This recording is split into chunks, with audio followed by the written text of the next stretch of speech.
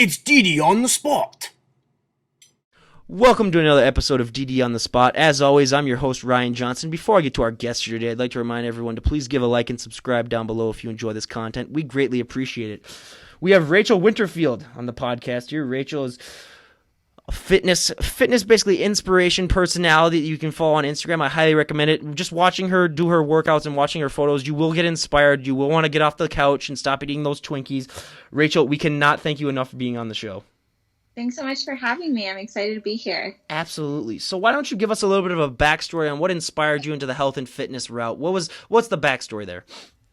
Definitely. So I did the typical college party mode in my undergrad, and then I went to grad school for social work to get my master's in social work, and I decided to do a 180 from the party scene to fitness and dieting.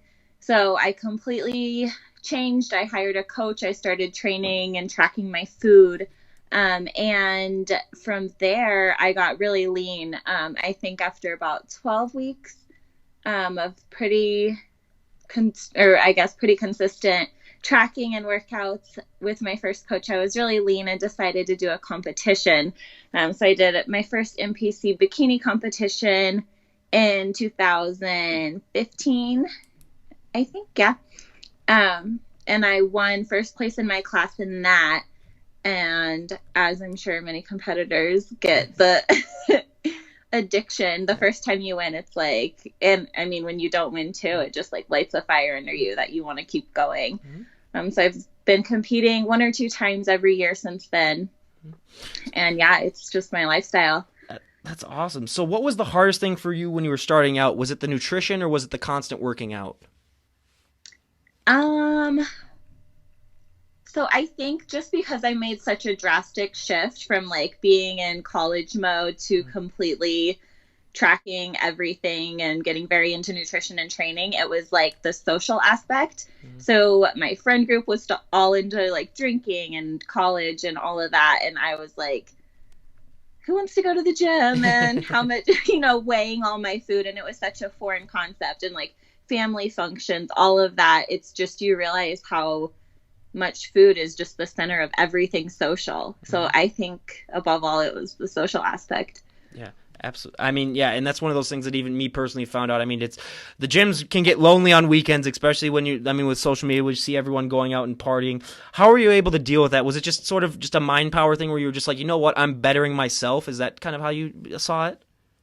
Yeah, I think I have somewhat of an addictive personality. I don't know if it's like addictive or just really determined, but if I say I'm going to do something, I do it. So I said, like, I'm going to stop drinking completely and start training and exercising, tracking my food, and see where I can get. And then as I would make progress, I would just get more and more motivated to keep going. So when you were first starting out, did you adjust really, really fast? Did you find that your body did, or did it take a little while? I saw progress pretty quickly in the beginning, for sure. Yeah. How did you deal with the beginner gains? One of the things, and for the audience that doesn't get it, when you start working out, your body isn't used to it, so you adjust really, really quick, or your results come by really, really quickly because it's something new. But then as your body gets used to it over time, the results don't come by as fast, so people can sometimes get discouraged. How did that affect you? I think, to an extent, it still affects me, but I think as you continue, your goals kind of shift as well. So in the beginning, I wanted to be lean and have a 6-pack, and the weight just came off so quickly, and my body composition changed. And then from there, I kind of stopped. You can only go so far in that direction. So then after my competitions, I kind of wanted to put on size. So then that was my goal, like to grow my muscle. And it definitely takes more time, but it's a different goal that's also achievable as you just kind of shift your focus. But yeah, definitely after the beginner gains, as you call it, it's definitely more difficult. We had one of the girls that was on earlier today was talking about how for her last show that she did, and she was probably the leanest person I've ever seen in my entire life, how she came in at 2% body fat for her show. Oh she was my coming in. gosh, that's crazy, It was especially for females. she was like freaking out though, because like it was one of those things where like she got into a car accident because of it. Like you can't concentrate, you can't focus, because she had 3 pounds of fat on her and she weighed like 150. So it was, yeah, unbelievable when it comes down to that. How did you kind of deal with, actually being able to maintain that health? Because like if you said, if you have a very addictive personality, did you find it hard to sort of know when to stop working out, or was it that a challenge for you? I think in the beginning still to this day, I guess I keep myself very busy. So I was in school, I had school or my internship, and I was working in grad school and then competing. So I had 2 hours a day to set aside for working out, and that was my limit. So definitely it becomes difficult with like traveling, and holidays. I didn't take a break on holidays. Like I think it was excessive at first, but it kind of has to be. Like it's the nature of the sport. Like there's no excuses for not working out. So. And on those days when maybe you couldn't work out, or you were sick, or you were hurt, did you have a hard time sort of adjusting to not being able to work out? Was that a huge adjustment? Yeah, definitely. Yeah. Definitely. Were there any tricks that you used in order to sort of, get over it? I think now just time, like once you get the bigger picture and you kind of just have to take perspective. But like going into my first show, I got a concussion. I passed out. I had low blood sugar. I passed out and got a concussion. And I was back at the gym the next day. Wow. And I had like stitches. I broke my nose. It was really bad, but I went back to the gym and I didn't work out or anything. Like I halfway listened to the doctors, but I was like, I got to do my cardio at least. So yeah. That is wow. I would never, that is unbelievable. That's just, and what was your first prep like? Was that really just a big shift for you? Was that just a huge adjustment for you, or were you sort of prepared for it? I think I was prepared because I just had such a nutrition change, when I decided to start working out and training with a coach. Then when I went into prep mode, it was very similar. I have been with multiple different coaches, a variety of coaches and dieting strategies, and I do better with some than others. So I've definitely felt like the totally brain fogged fatigue, 2 hours of cardio prep. Yep. There's a lot of different ways to get to that same end result, and I think I've been through most of them. Mm-hmm. Like fitness, with everything else in life, everyone has their own secret. Everyone thinks that they have the secret answer to, how to get fit, how to get the best results. Did you find it hard to sort of know what to do for yourself when it came to that? Because obviously if you go up to anyone in the gym, if there's 100 people in the gym and you go and ask everyone what's the best way to do something, you're going to get most likely 100 different answers. Was it hard for you at first to sort of know how to do things the right way? Yeah, definitely. And I actually went through and got my own, my personal trainer certification because I wanted the knowledge for myself. And even if you get your knowledge from like very knowledgeable people, again, like you say, they're pulling from sources that fit their idea of what it should look like. So again, there's just so many ways to get to the same end result. And I don't know if anyone can truly say one's better than the other. Mm-hmm. Yeah. So when you were doing the research and studying, what was the most fascinating thing that you remember learning when you were doing your personal training research?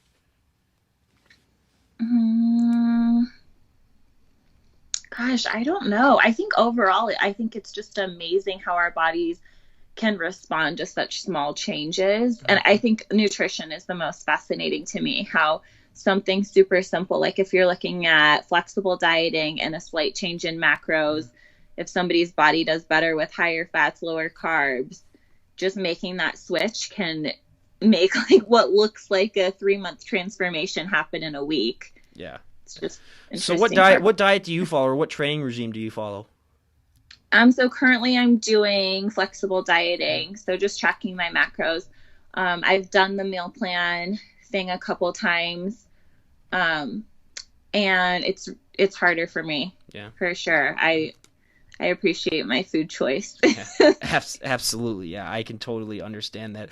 So when it comes to the dieting, Was it hard at first to adjust to just eating? I mean, a lot of people just eat the same stuff. Was that hard for you to sort of adjust to, or was it one of those things where it might have been easier?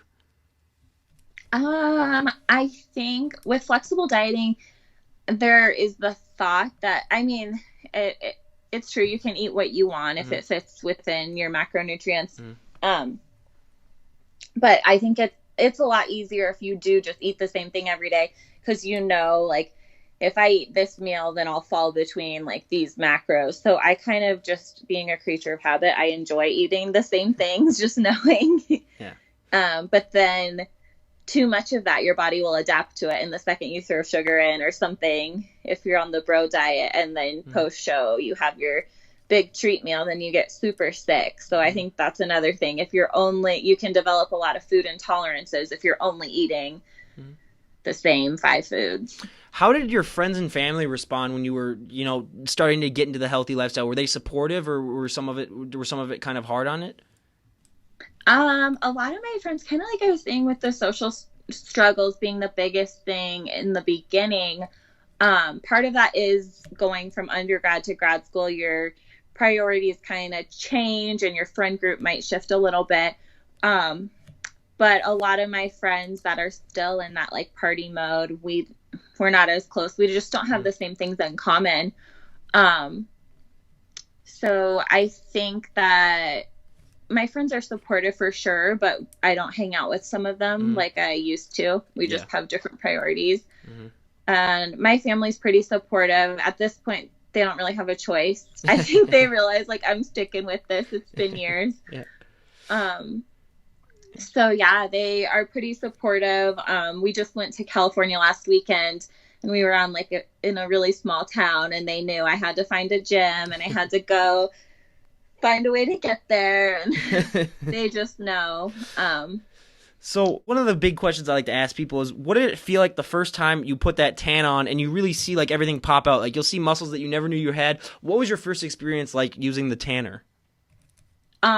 It was super uncomfortable. I didn't realize, like, obviously I know you're back there naked, but I didn't realize like how open it is with everyone. Like you're literally in a tiny booth, and then there's just people all over. It's like another, I don't even know. It was all very foreign and uncomfortable at first. But I competed in my 7th show recently, and I just like went back there, and it was totally normal. And we were all like standing there in front of the fans just talking to a bunch of naked strangers. Was it a struggle for you at first, sort of convincing yourself to get up on stage in just basically a bikini in front of people? Was that just a nerve thing for you, or was it one of those things where you're just like, I worked my tail off, I deserve to go and show it off? What was that like for you? A little bit of both. So I was pretty nervous, but at the same time, I'd been practicing so much. And it's been weird. Like at certain shows, I think my 4th show, I was way more nervous than any of the other ones. Like, I don't know what it is. Like, it's such a head game. The whole sport is such a head game.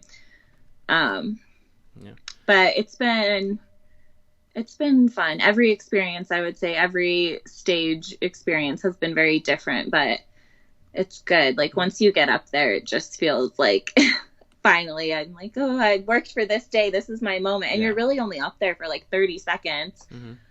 So, did you find posing to come naturally to you, or was it a struggle? It was a struggle. I'm totally like, I'm outgoing, but I'm not super like flaunty. I'm not that kind of person, despite my Instagram.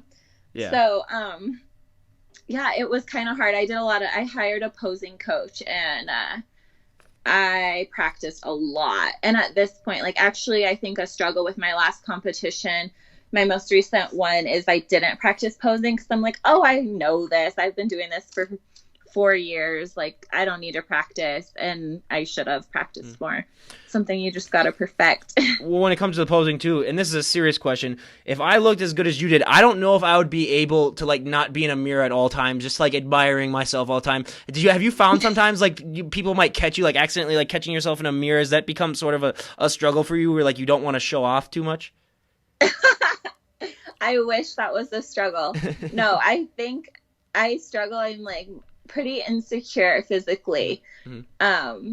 like I'm very confident in who I am as a person and what I'm doing, where I'm at in my life. But when it comes to aesthetics, I'm super insecure. That's something I struggle with. And I think a lot of, it might be kind of controversial, but I think that a lot of competitors get into it because they struggle with that aesthetic piece and they need that validation.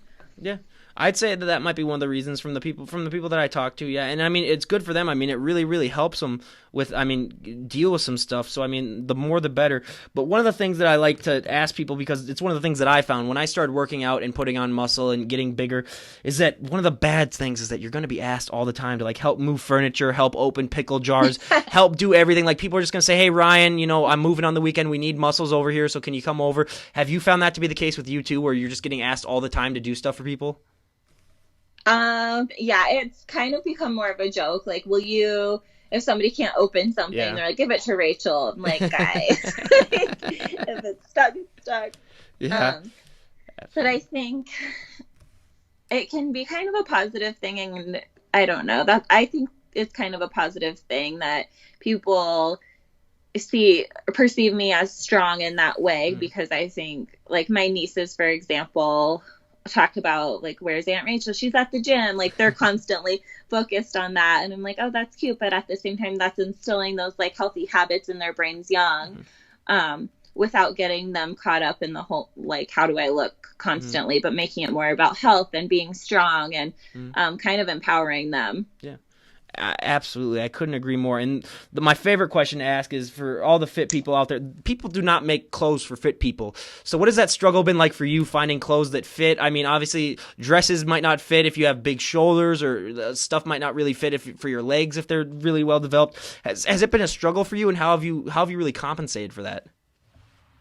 To be honest, I just wear a lot of gym clothes. Like I'll wear gym clothes and then I'll wear like leggings and a gym shirt and then put a flannel over it or something. Like put a dress on and then put a belt around it to make it tighter on my waist. Yeah. But yeah, I'm trying to make my gym clothes very versatile. Yeah, gym clothes can get very, very creative. So that's one thing that I like. And now you are the first guest on here that is a mom. Now, everyone out there, she is a mom. She has a son. How has having a child really changed your life? So he's my foster son. So I got him about 7 months ago now. Oh, okay. So, yeah, so being in social work, I just see the need for kids to have loving homes.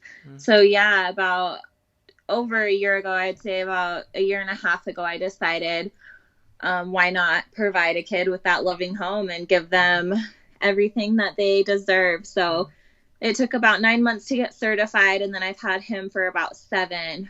And it has definitely thrown a curveball into my working out and eating healthy routine. So I've had to get another gym membership because the way the kids care works at the gyms, like one of them doesn't have weekends, but they have the hours I need during the week. So now I have 2 gym memberships with 2 kids care memberships.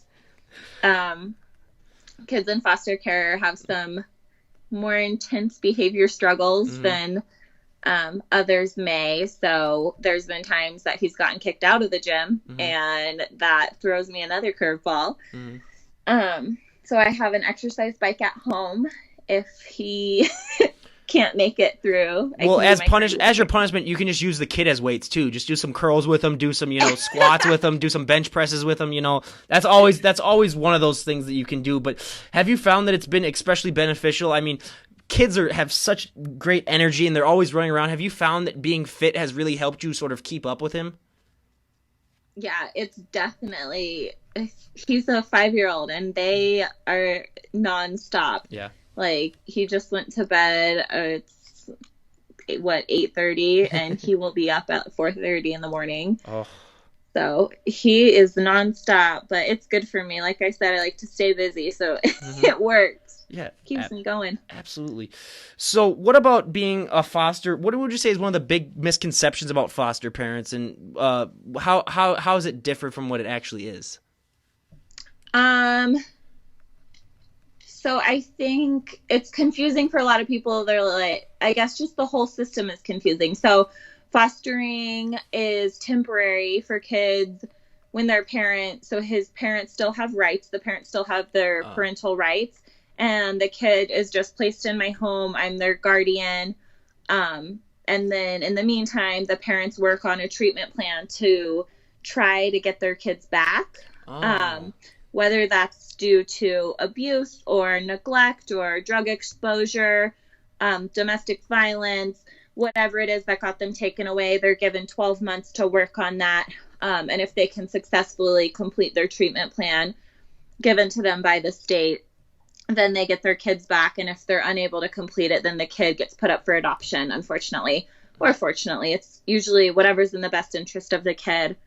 So yeah, at that point, they'll be put up for adoption. And then I'm personally not a foster to adopt home, so I'm not in the place right now to adopt, but they would be with me until either adopted or returning home. So what is the process like when you said you had to do like applications? It took you 9 months. What does that entire process entail? Yeah, so it's background checks, interviews with family and friends. They do a couple home inspections. They do like super intensive interviews about me and my whole past and my life. And it gets like as personal as you can imagine. Wow. And then some parenting classes. I think it's 30 hours of classes. Wow. So it's a lot for sure, but it's just to give them that safe home. Oh, yeah, absolutely. I mean, you can't just be giving out kids to everyone because then, bad things are bound to happen. But when it came, have you always wanted to be sort of in the social services aspect? Was that something that you always wanted through college, or was it something that you sort of walked in on and said, like, hey, this is really cool?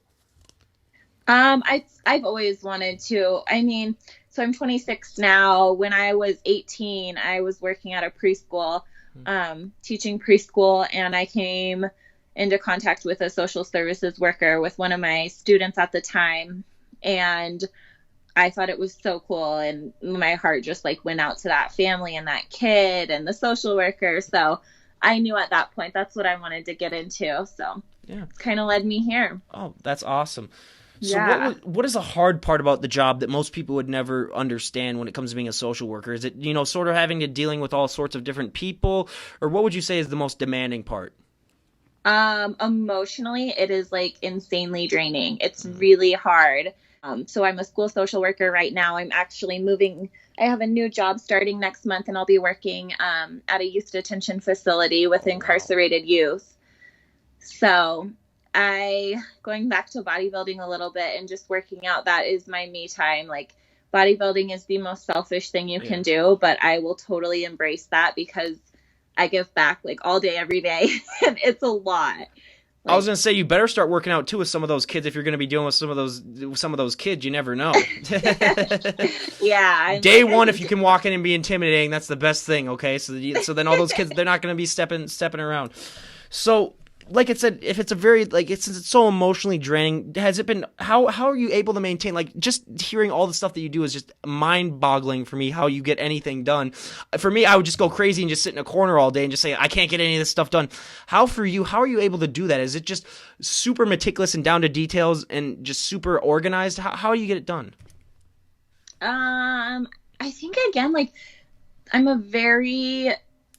not organized at all. I'm very like structured. I like a plan. Mm-hmm. So and again, like if I say I'm going to do something, I stick to it. So I try to be that way in my work life and fostering, but that stuff really throws me some curveballs. Like I have no idea what kind of behavior my kid's going to have tomorrow. Mm-hmm. It can be a perfect day. It can be like a tantrums all day long kind of day. And depending on how that goes, will alter my day. And kind of the same thing at work. There could be a bunch of crises or it could be an easy day. So I think I kind of have had to learn to just go with the flow, and that's where I really put all of my controlling personality traits into the gym and my physique and my food, because that is stuff that I can control. And I think like it's a healthier outlet than some. For people that have those controlling personality traits, like that's something really cool that you can have complete control over. Like you can make choices of what you're going to put into your body, how you're going to train, what you're going to train, how you're going to look. Because there's so much in life that's just completely Yeah. winging it. And having a younger person in the house, has it been difficult for you to, I mean, obviously you must have that temptation then when it comes to, you know, having separate types of food in the house. I mean, let's face it, the young one's not going to be chugging protein shakes or eating like, you know, chicken and rice all the time. So is it hard for you to have those items in the house and still maintain that healthy eating habit? It's super hard. So when I was prepping for my last show, I had to get him, like, I have a weird fixation with certain stuff. Like, I like watching people eat, like, cookies and stuff. When I'm on prep, it's almost, like, just as good for me when someone else eats it. I don't even know what you call that besides weird. But I was making brownies with him. He'd never made brownies. So I was like, oh, how fun. Like, we'll do this together. And I had to get strawberry frosting because I hate strawberry. And I was like, if I don't make these somehow gross to me, like unappealing, I will eat the entire thing. Poor kid. So, and then after my show, we went to Red Robin. I just gave myself like a free day. So I was like, what are all the things I've been craving? And it's funny, like, he noticed. He's like, you don't usually eat that stuff. Or he'd ask me, I had a milkshake. He's like, is that healthy for you? I'm like, listen, it's my one day. How does he deal with, because obviously he must see, like, look at other kids' parents and see, like, oh, their parents don't look the way that mine does. Has he found that? Have you found that he has been responding to that well, or has it been difficult for him when he kind of realizes, like, why does mom look the way that she does when other people don't look that way? We've talked a little bit. He's like made some rude comments, which part of it is just being a 5-year-old. Yes. But part of it is also like, he notices, like, kids pick up on stuff that I'm taking pictures of myself and I'm looking at my muscles and, you know, I'm putting on a bikini. There goes mom again, flexing in the mirror. So he has made a couple like rude comments about other people or to other people about being fat.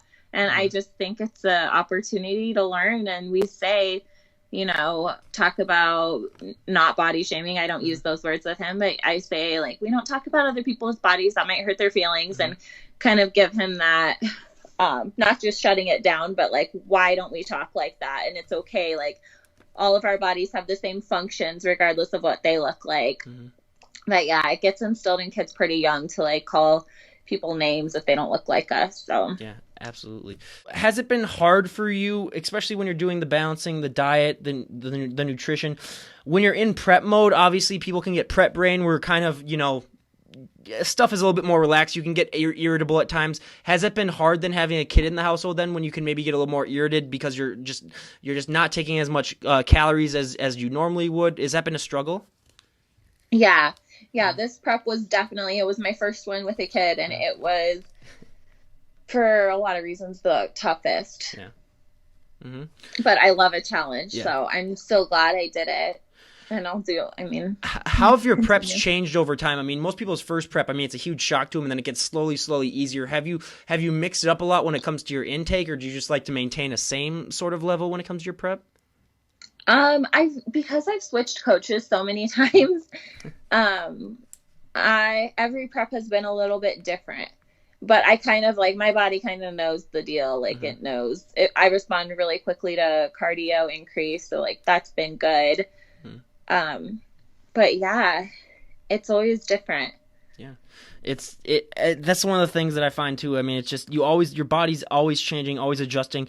And one of the things that I love to ask is that people don't realize is that when you're show ready, you've manipulated your body through all the dieting and through all the exercising. It's not going to look that good forever. You'll have a few days probably afterwards that you'll still be able to maintain it. Mentally, how did you prepare yourself, or how did you deal with the fact of knowing that, like, hey, I'm looking the best that I'm going to look for a while now, and I'm going to maybe gain a little weight after a show? How do you deal with that mentally?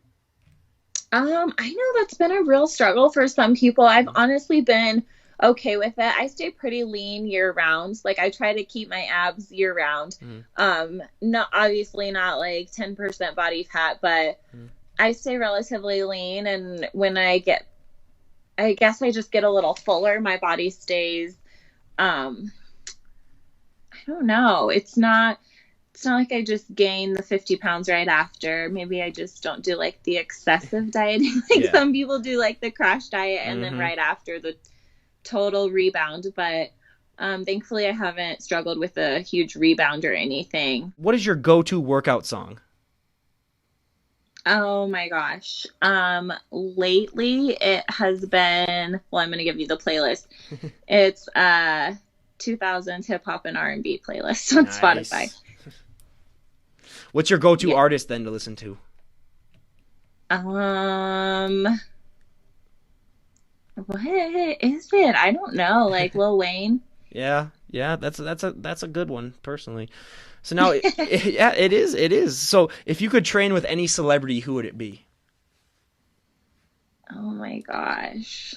Like bodybuilder celebrity. Either way, like movie star celebrity, bodybuilder celebrity, either way. Or we could do both. Jay Cutler. Well, who? Jay Cutler. Jay Cutler, yeah. Yes. What? Don't tell me. So wait. So don't tell me you're who's he even play for now?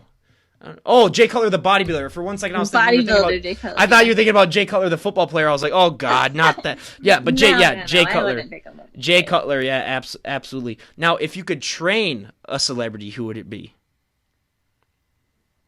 Oh, Amy Schumer. Yeah.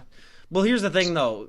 Like, with comedies, that would suck, though, because she would make you laugh so much you wouldn't be able to get a workout in. You would get a good ab workout in, but you wouldn't be able to get, like, an actual workout. But, yeah, I definitely, yeah. For me, that, yeah, I would, yeah, if I could get, like, Kevin Hart in for a workout, yeah, that would make my life would be absolutely. Kevin Hart's, like, a little beast. Oh, yeah, that too. Snapchat for a while, and he was out there getting it. Yeah, I'm going to take yours, Kevin Hart. I'm 6'2", though, so no matter how much he works out, I'll just say, well, Kevin Hart, I'm 6'2", so deal with it. So that's I always have that. I always have that insult in the end, though. So that's my one thing. So now, what was the last TV show that you binge watched? Oh. See, I'm really into, because I have this new prison job, I'm really into, like, prison shows. Beyond Scared Straight? Locked Up. Scared Straight? No. You need to watch that show. It is. Have you ever heard of it? No. So here's what they do. They get like really bad at-risk kids that are doing really bad things. That are like smoking pot, getting in fights, or like in severely like they're about to get sent to a juvie, and they take them to an actual prison, and they get the prisoners to like scare the kids crazy by like telling them like, don't do this. I'm gonna be like, they like get in their faces. They're not allowed to touch the kids or anything, but like they get in their faces, they taunt them, and a lot of the kids like cry just because they get so scared, and then they have like a segment like 3 months later to check up on their behavior, and a lot of the kids do get better, but if anything, it's really, really funny, and I hate to say it, but it is funny, but even though they're just kids. But yeah, it's I highly recommend looking that up. It is very, very entertaining. So what is your favorite TV show of all time? Shameless. It's very social worky. Yeah, that's true. Yeah, I personally haven't watched it, but I've heard stories about it, and it might be one of those things that I want to get to. I'm just an old school. I'm just gonna use the most basic answer ever: Friends, just because. I knew it. It's Friends. I mean, what can you not say? And I announced this on the last podcast. I'll announce it with yours. In about a month, I'm going to have on. You know the lady that played Ross's first wife, Carol. Yes. She's coming on the podcast to talk because she has a new charity that she came up with, and I emailed her and say, hey, would you want to come on and talk about that? And she said, yeah. But I said, you realize half the time I'm going to ask you Friends questions, right? And then she said, oh yeah, that's no worries. So yeah, in about a month I'll have her on, and I'll definitely send you the link. I'll be sending everyone that link because it's the girl from Friends. So you gotta get that out there. But we are very excited to have her on. And now, what is one item that you always have to have in your fridge? Oh, Laughing Cow cheese. Laughing Cow cheese. Wow. What makes it different from regular cheese? Because I've never heard of that before. The calories are really low. Oh, yep. Super low cal, and you can put it on like egg whites, rice cakes, like anything. Mm-hmm. It's like totally just like a little sodium block, but it's fine. It's true. What is one habit of yours that you wish that you could break? Oh, like excessively checking my phone. Is that habit that's breakable? Oh my God. Thank God another person finally said that. That's the first time someone said that finally. I have the same thing too. Especially when you're like running a podcast too and you have all these guests that you got to get scheduled. You're checking your phone. Yeah, it's gotten to a point where like sleep-wise, some nights it's gotten to a point where I think for the betterment of me, I might just have to break my phone one of these days and just deal with it. and just like not have a phone for like a year or something and just like become a hermit and live in a shed somewhere. But yeah, that is a huge struggle with me too. But, and well, kind of going off that, I just recorded last week and released, I had a sleep specialist come on talking about the importance of sleep. He's the #1 sleep specialist in the world, calling all the way from the UK, and talked about, like what happens when we're dreaming, what happens to our brain when we're asleep. I'll send you the link to that one too, because that was really, really interesting. And one of it was about like technology and how that has really messed up our sleep, because kids are on their phones all the time and they're staying up till 2 a.m. because they can't go to sleep because of the light in their brains it takes off. Oh my gosh, yes, I'm super interested. Yes, it was unbelievable. And plus, he has that British accent where you just feel so much more intelligent just by hearing him talk. I was like, yeah, I gained 5 IQ points for sure in that. And then before I had you on, I had an Aussie on, and that was the coolest thing ever, because that's the greatest accent of all time, where I was like, okay. That is. That oh my god, she was great too, but that accent though, I'm still having the chills from that afterwards. I'll probably have it for the next few days, but yeah. So now going back to our questionnaire, what is your favorite flavor of ice cream? Mint chocolate chip. Yep. Chocolate cookie, cookie dough for me is my favorite, but I totally get that. What would be one thing that people who follow you on social media would be fascinated, or they would be surprised to know about you if they met you in person?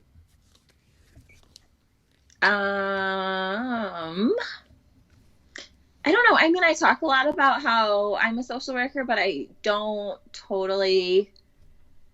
I think if you just looked at my pictures, like I portray a very different image. Yeah. Like you wouldn't notice how selfless. That is one thing that has been my #1 thing by far, is from all these women or even all these bands, because I do interview. I mean, I'd say 75% of my guests are bands, but even from everyone, just like if you see a guy who's like just a metal guy and then he turns out to be like a doctor in his off time, you're like, oh my god. Or some of these fit women where they're like, yeah, I'm a lawyer in my spare time, and I was like, the post that you put on Instagram, I would never have guessed in a million years that you're a lawyer. So it's just so fascinating to hear about like people's sort of double lives that they have, and I find it really, really cool. And I mean, people are using that to express themselves.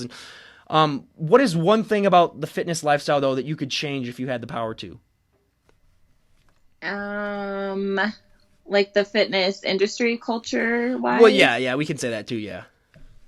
Am I changing your question on you? Oh, no problem. I wish it wasn't so. I think people get very caught up in like comparison, and it can be very catty. Mm-hmm. Like just competition wise, I have less than 5 friends that are competitors. Mm-hmm. It's a nasty sport. Well, yeah, they'll be like, "Oh my God, Becky has bigger calves than me." That BITCH, just stuff like that. Yeah, I've heard that all the time. Yeah, where it's like, and just like kind of like how the topic goes when some people are trying to like shame people for, especially women get it all the time, or a lot more. It has gotten better with Instagram, but like how they don't want them to look like men or stuff like that. It's like people are trying to get healthy and better their lives, and that's so insane. Like if you had someone that had like a mental health deficit, or if they had something wrong with them and they were trying to get better, you would not make fun of them or make comments at them. So I don't get why out of all areas fitness would be the one that would be societally acceptable to tell someone like, "Oh my God, you look gross." It's ridiculous to me. It is, yeah. Yeah. So how do you deal with it? I mean, if you have ever gotten those comments, how do you deal with it? Do you just kind of let it roll off your shoulder and not pay much attention to it? It depends on my mood. Mm-hmm. I've definitely gotten better. Like a couple years ago when I was extremely lean, I got a bunch of like, eat a hamburger. And at that point I was like, oh my gosh, how could somebody tell me that? But now I'm just like, I love hamburgers. Like, sounds like a great idea. Well, here's what you gotta do. You got to wait until after your show and then send that person the pic of like the biggest, juiciest hamburger you can ever have. But what is your go-to post-show meal? It depends. Usually pizza. Usually I'm into pizza and donuts. Yeah. Oh, that's right here for me too. If I ever competed, that would be definitely my post-show meal. But what is one item that you would die to have if it went up for auction? Oh my gosh. Mm-hmm. I don't know. I was going to say, that's my trickiest question that I've had on here. I got it from the YouTube channel that does the 73 questions with celebrities, and I saw that one. I was like, okay, I'm adding on that question for sure. What's the best answer you've heard? I'm going to flip it on you. Believe it or not, most people have not answered, but for me, if anything like went up for auction, I was a history minor in college. I didn't get a major in it because I didn't want to teach, and that's the only thing you can really use with it.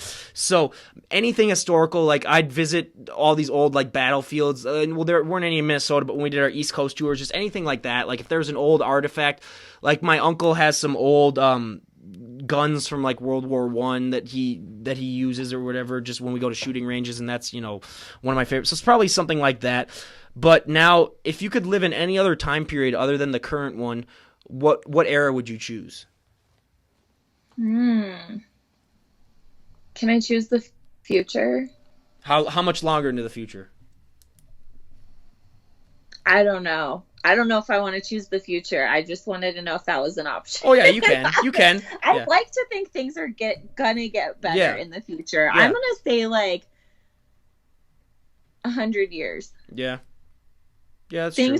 If things are still happening, it would probably be pretty cool, like technology. Oh yeah. The only bad thing about that, like if anyone ever said like the future, I'd be like, yeah, but then everyone that you knew would be dead by then for like 100 years. But for me, like everyone always says like, oh, I want to go back and be like in ancient Rome or like in the Old West, and I'd always being the historical person to me, I'd say, no, you wouldn't. You would be dead within like 10 years of some bacterial disease that they had no cure for. Or for a guy like me, I'd be drafted in the army and probably die in some battle like a day later. So I'm like, I'm pretty content. I'm pretty content living where I'm now. But for me, it would probably be like the 80s or something, because they still had the sort of technology sort of that we have today, where you can still enjoy like cold showers and, good food and stuff like that. But it was still a little bit before, everyone was on their phones all the time. So now we have a few more questions here on this. So what is one thing that you find funny that most people don't?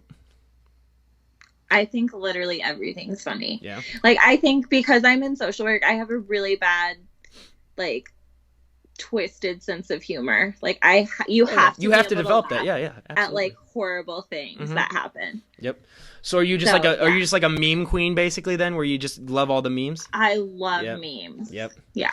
Me and my brothers, I have two brothers, me and my brothers, our entire conversations sometimes for weeks on end just consist of us sending each other memes. That's all it is. No words or anything. It's just we're big Nick Cage fans, so we'll send a bunch of Nick Cage memes and stuff like that. I mean, it's awesome. So what is your favorite movie of all time?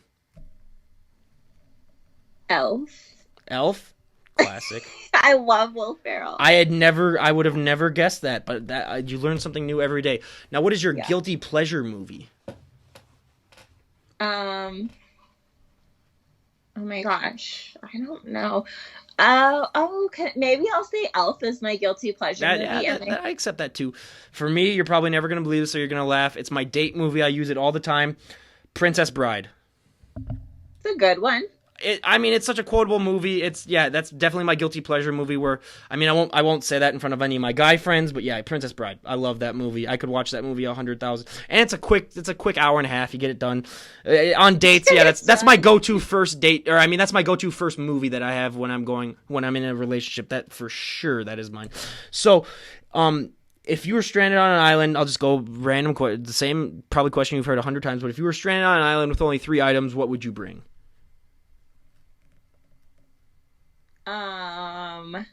Is my phone a choice? Yes. My phone and food and I don't know. You got to bring like dumbbells or something. I know. I'm trying to think of something like really creative and witty, and it's not coming to me. There's that one lady, I forgot who she is, but on Instagram, she only works out from like jungle stuff. So like they'll have like those jungle weights that are made out of wood or stuff like that. I forgot who she is, but yeah, that stuff is really, really, really, really fascinating. But what is your favorite body part to train and least favorite body part to train? My least favorite is arms, and my favorite is legs. Buys for the guys, though. Come on. Legs works for the guys. That's true. And well, for me, it's the exact opposite. You got to turn those two answers around for me. But that's just because that's for girls. It's like that, and for guys, it's usually like that too. So that's just average. So what is probably the biggest misconception that you think that people overall have about you that you would like to say that is false? I think, and maybe this is just me projecting, but I think my Instagram portrays me as being very self-centered, which I'm like the total opposite. Mm-hmm.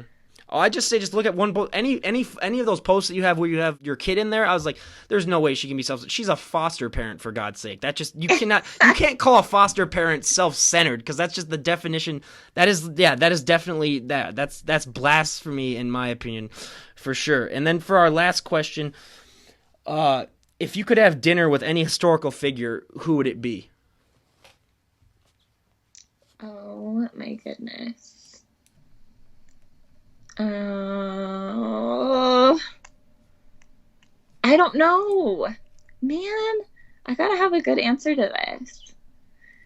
You know, if the question was if I could have dinner with anyone, who would it be? Yeah. I always say my future husband, because I'm ready to meet him. But historically, I don't know, maybe like Martin Luther King Jr. Yeah, usually Jesus is our most popular answer, but yeah, Martin Luther King is another popular answer too. Yeah, for sure. Well, yeah, if future husbands out there, yeah, definitely, make sure to get reservations for her though. I mean, come on. I mean, and make sure she's not in prep mode too. You don't want to take her. Preferably. You don't want to do that. So when it comes also to guys though, have you found it hard with your Instagram profile and everything that men in general sometimes have a hard time like getting to know the real person, getting to know the real you, because they might be so used to just seeing your body like on Instagram? And has that been a struggle for you? Yeah, so I'm on like all the dating sites right now, and I don't connect my Instagram, and I don't like, if they ask if I have one, I just say no for a while, because I don't like that to be my first impression. Okay, and that is a great strategy too, because if that guy is like still going with you and then he discovers that is like finding buried treasure for the guy then. He's like, oh my God, I hit one out of the park here. I really lucked out on this one. Body. Yeah, absolutely. He's like, yeah. And then the parents will be like, so what does your girlfriend do? It's like, oh, here's her Instagram page. Yeah, and then the dad will be like, okay, yeah, that's acceptable. So yeah, absolutely. So I like to ask these final two questions before we like wrap it up here. I like to ask them to each person that we have on now. If someone were to come up to you on the street and then just say like, obviously, I mean, you look amazing, I want to look like that, or I want to adapt to a more healthy and fit lifestyle, what would be the best piece of advice that you would give that person in order for them to be successful in, slowly starting out? I would say set small goals and be consistent. Mm-hmm. Yeah. I mean, that's what it is. People always want the quick fix. They want that one pill that'll help them lose 30 pounds, or they want everything. It's a work in progress, and that's why I think a lot of people do fail in the health and fitness aspect, is because it's going to, like how some people have said, like, you can look at yourself in the mirror every day and nothing much is going to change really in your opinion, and that can be really, really tough on people because it's such a work in progress and it just takes such dedication and willpower, which is why I love having guests like you on, because to have that willpower and dedication, I mean, it really, really is inspiring out there and if us together can influence just one person to, get off the couch and get working out, is entirely worth it. Definitely. Yes.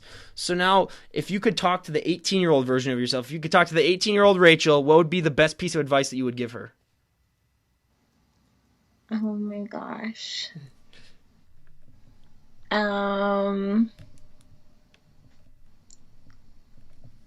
There's so many things. I'm so full of advice for myself. I think be confident in who you are. Mm-hmm. Be confident and don't compare yourself. Yeah, absolutely. And that's one of the huge things. And I mean, like you said, with all Instagram, people do sometimes find it hard to be not compare themselves. But when it comes to all the positivity that comes with Instagram as well, does that really, really inspire you when you make a post and get all those, you look amazing, you look great, keep it up posts? Does that really help fuel you and keep going?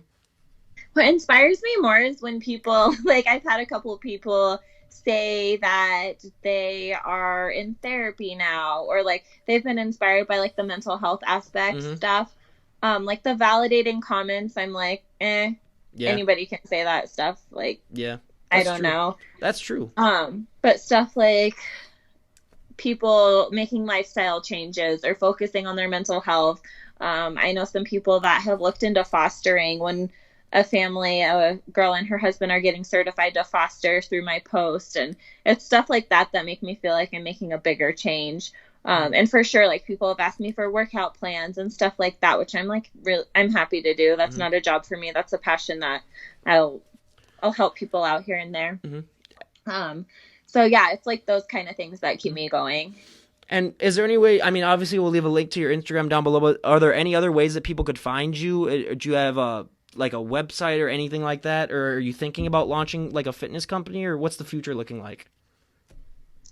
Right now I just have my Instagram. Okay. I have a blog for my fostering, Oh.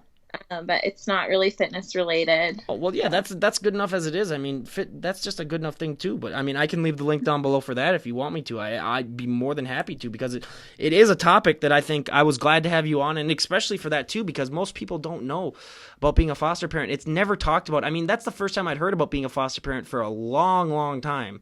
So I mean, it's really something that I think more people need to look into, especially because, you know, there's a lot of kids out there that really need parents or just temporary caregivers. So it's the more people that we can get into it, the better. And what would you say is the current situation when it comes to foster? Do there still need to be a lot more parents there, or is there a good amount? No, yeah, there's a huge lack in homes. There's homes that are like overfilled with 8 to 10 kids. Wow. There's such a need, yeah.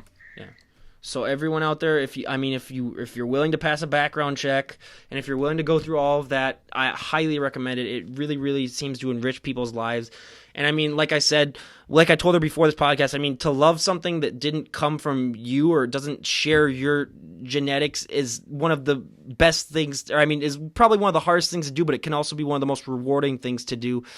And Rachel, I mean, it was so great having you on. We really, really appreciate it. Is there anyone that you'd like to give a shout out to, like your coaches, before we wrap it up here? Yeah, sure. I'm with Adam Atkinson with See You Later Leaner, and he's been awesome. Yeah. Really awesome. Adam, you've done a great job, obviously, as we can see in front of us right now. Keep up the good work. And like I said before, like, you're just a huge inspiration for a lot of people, and especially when you post about the mental aspects, I really, really, like, personally, I really, really appreciate it. And just keep doing what you do, because there need to be more positive influences like you out there, especially like with all the topics that we covered. So, I mean, honestly, we wish you nothing but the best. Definitely keep us all updated on what you do with your future competitions. Oh, yeah. So are you training for a competition right now? I actually was training for a competition in October, the end of October, and it got canceled. So I just went into my off season. Yep. So early next year, I'll be coming back. Yep. Well, yeah, now you can finally enjoy stuff though too. You can enjoy Halloween. I mean, that's going to be fun. I mean, trick-or-treating, you know, you're going to have to try to not eat all of the kids' candy. I got to test it for him. Yep, absolutely. So, I mean, like I said, Rachel, it was great having you on the show. We'll leave all the links down below. I mean, really, it was a pleasure having you on. And this is DD on the Spot, Ryan Johnson signing out. Have a great night, everyone. Okay, so I just